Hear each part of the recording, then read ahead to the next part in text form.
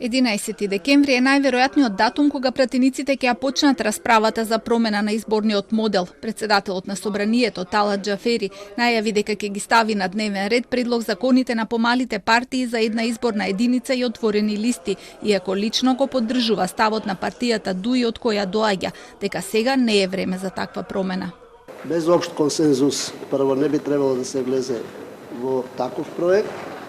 И обично такви проекти не се реализираат во последните месеци на работата на Собранието, затоа што промената изискува соодветни промени во моделот и во сите активности и надлежности на другите институции. И во тој контекст мислам дека не би требало да се влезе во измени.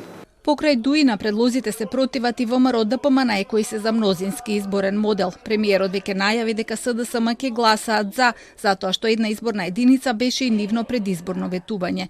Џафери очекува на 3 јануари да се одржи седницата за изборна техничка влада, а на 12 април да има избори. Сепак остава простор дека ако до 31 декември нема сигнали кои ќе бидат функционерите на техничката влада, изборите нема да се одржат на договорениот датум. Според пржинскиот договор, техничката влада треба да се избере 100 дена пред избори. Коментарот на Џафери доаѓа по информациите дека е можно одложување на изборите доколку Шпанија во јануари не го ратификува протоколот за НАТО, од причина што таму се уште не е формирана нова влада.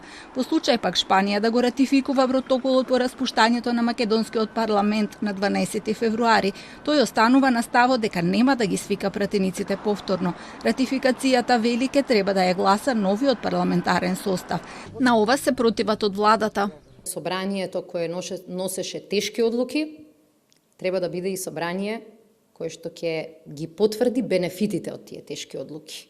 Не можете да барате од пратениците да гласаат за уставни измени, а од друга страна да им кажете не сте ни потребни за да го потврдите нашето членство во НАТО. Гласаа за тие уставни измени и за да го направат се ова возможно. И затоа нашата цел е тоа да го направи и да го ратификува и да го заокружи овој собраниски состав. Ова прашање ги подели експертите, од кои дел сметаат дека до избор на нов состав Собранието е во постојано заседание и може да се свика по потреба.